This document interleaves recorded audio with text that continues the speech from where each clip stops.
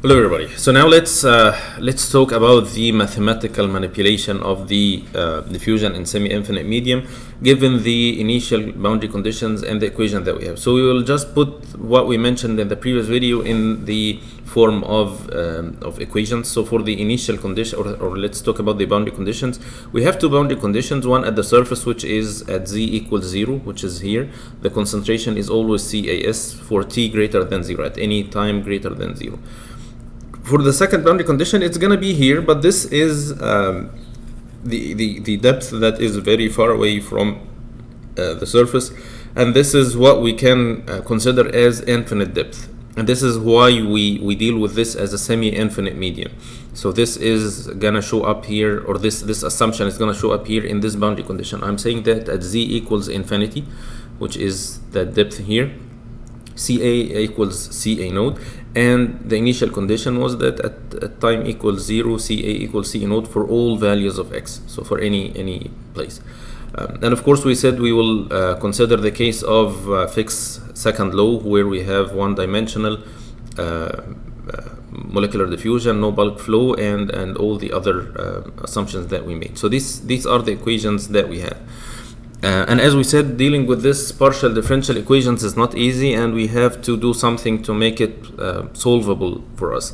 And this thing that we are going to do is the Laplace transform to convert this from partial into ordinary differential equation. We have seen the ordinary differential equation solution using Laplace transforms before, but we will see how this tool, the Laplace transform tool, can help us convert this from a partial into ordinary differential equation. Now let's first consider or take a look at the boundary conditions that we have. The solution will be possible if we have zero values for the boundary and initial conditions. Not all of them, but as much as we can. And we have here the boundary condition is CAS, CA node, and CA node. So we have two boundary conditions which are, or two conditions, one boundary and one initial condition, are the same. So I can make them equal to 0 if we can put the equation in terms of another variable which will be equal to 0 here and here. And this is kind of simple to think of, which is making a new variable that's called theta, or define a new variable that's called theta, and this theta equals CA minus CA node. We have here the initial and boundary conditions and the equation that we have. So we can put everything in terms of theta instead of CA. So rewriting the boundary conditions, so at z equals 0, theta equals CAS minus CA node, and at z equals infinity, theta equals 0, and the initial condition will be at t equals 0, theta equals 0, and we will see that CA node is constant. So if I get the derivative of theta with respect to time, is going to be the derivative of c with respect to time. If the second derivative is going to be the second derivative, so the equation is going to be the same, but just put theta instead of c, and this is all what we will have. So this is the equation rewritten in terms of theta, and now we see we have two zero boundary conditions and one constant initial two zero conditions, one initial and one boundary, and the other boundary condition is constant. So what we can do now is, so the equation is ready to solve with Laplace transform, and we will see why we did this this conversion to 0, or putting the conditions at 0, because we'll see this in the solution. Understand why it's making the solution simpler. So now let's do the next step, which is solving the problem. So I want to put this, instead of having it in time domain, to put it in Laplace domain. And there is a point here that is important to keep in mind, that the Laplace transform will only change the time dependent terms. It's not going to do anything to the z dependent term. So I have here the time dependence, I have here the z dependence. So this right hand side of the equation is not going to be affected by the Laplace transform. Only this side is going to be affected. And this is why we can convert this into an ordinary differential equation, because this is a partial differential equation in z and t. If I convert this into an algebraic form, then the equation is only one dimension, or have one independent variable, which is z. There's just one thing, one notation here that needs to be highlighted. That I'm not sure if it's clear here or not, but let's get it clearer. There is theta bar here. This is how I put theta in Laplace domain, just to differentiate between the theta in Laplace domain and the theta in the time domain. So in Laplace domain, I am gonna just put it as theta. This is just a notation. It's not gonna change anything. So now let's rewrite the equations and the boundary conditions in terms of or in the time domain. I mean in the Laplace domain. So we have here this transformations for or the useful transformations of Laplace from time domain to the S domain or Laplace domain. If I have a constant, it's gonna be constant over S. If I have the derivative, it's gonna be S f of S minus f of 0. We have already seen this before in the Laplace discussion before. So in Laplace transform or in the Laplace domain, I'll have the boundary conditions at z equals 0. This is constant, so it's going to be constant over S for any time. And for z equals infinity, theta bar is 0. And for time equals 0, theta bar is 0. And rewriting the equation, the right hand side is going to be the same. Just put bar over theta to make sure it's in the Laplace domain. And here it's S f of S, which is theta bar, minus f of 0. And this is the point that is important for us, or why we made or used the theta or defined the theta variable, because this is gonna make this term 0, which is f of 0. If I have the equation written in terms of c, then I'll have this as CA naught. So this is gonna be constant, and this is gonna make the solution not possible or more complicated than it is now. So it's easier for us to make this as 0 by using the theta variable instead of c. So now we can rewrite the equation. It's second order ordinary differential equation. We can rewrite the equation or rearrange the equation. So it's the second derivative of theta bar with respect to z minus s over d multiplied by theta bar equals 0. And this is an equation that we are familiar with. We have seen this before, I think a couple of times in chapter 24. And we have the general solution of this equation, which is one of these two forms. And now let's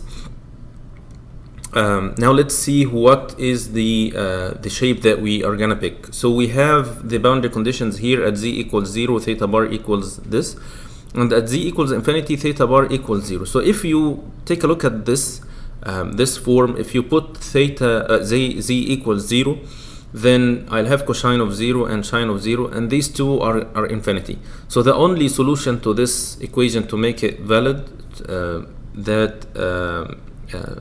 to make the theta bar or y equals 0, is to have c1 and c2 equal to 0.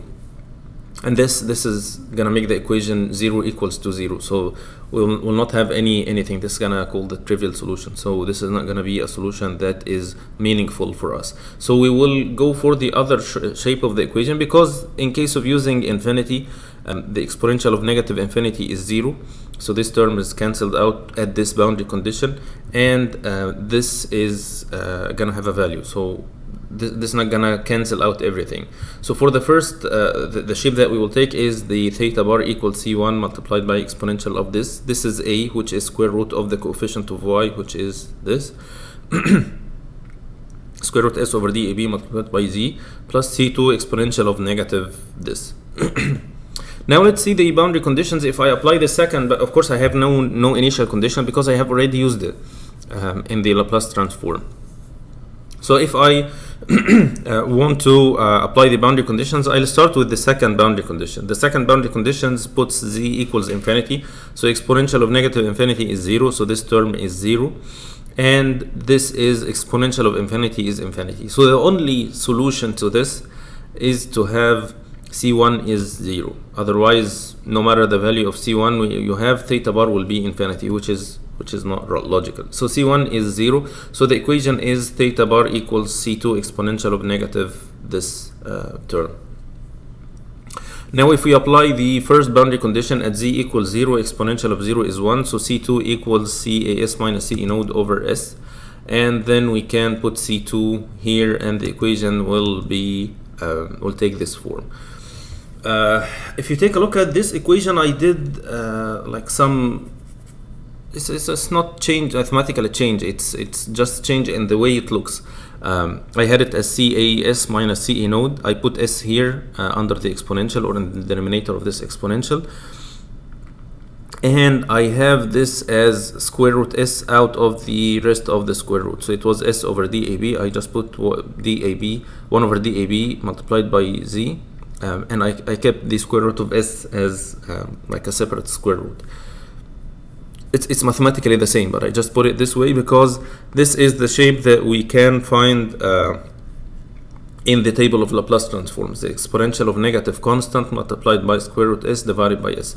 So this is negative constant multiplied by square root S divided by S. And this is the inverse Laplace of this function. So if I apply this, it's going to be error function of a square root divided by 2 square root t.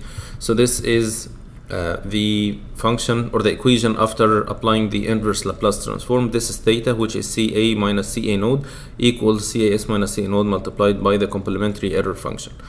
So I can put it as divide both sides by CAS minus CA node. So it's gonna be CA minus CA node divided by CAS minus CA node equals the error function or complementary error function of this bracket, which is 1 minus the error function of this bracket. So we can rewrite the equation so that it is in the error or function of the error function itself.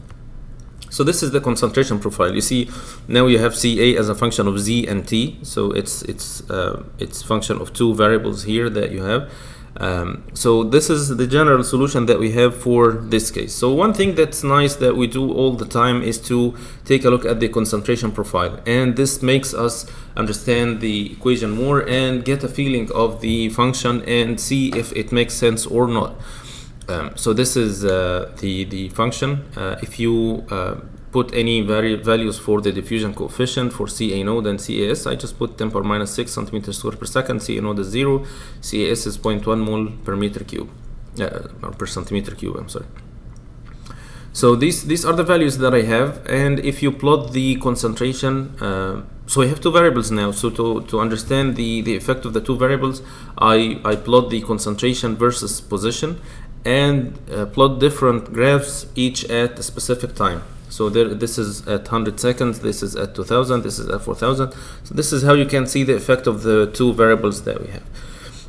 So if you take a look at these graphs that we have here, or these concentration profiles that we have here, you'd see that there are some common things here. They all start at CA node and they end at CAS. I mean CAS and end up at CA node, and these are the boundary conditions that at Z equals 0, C is always CA node, CAS, and at Z equals infinity, C equals CA node. So this is the common thing that we see.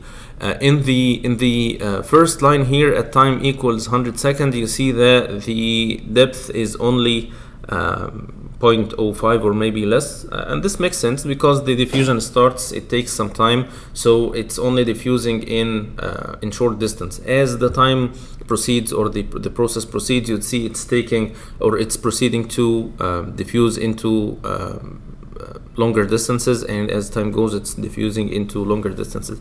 You'd see that the effect of time gets slower as time goes. So the depth here is or after 2000 seconds, the depth is almost 0.2. You can say that's 0.2. So it took 2000 seconds to diffuse into 0.2 centimeters.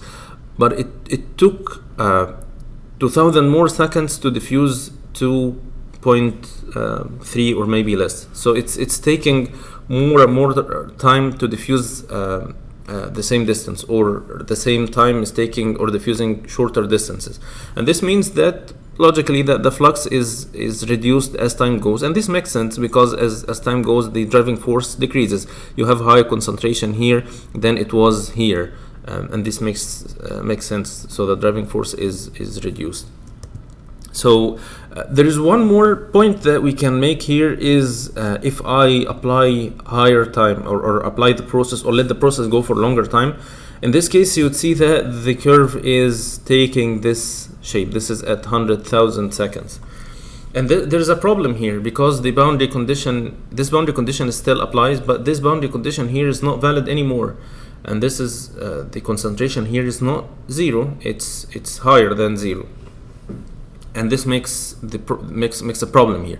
And this is because the assumption to be valid, you have to fulfill this assumption that the length of the body, which is the 0.5 centimeters here, must be greater than square root DAB multiplied by T.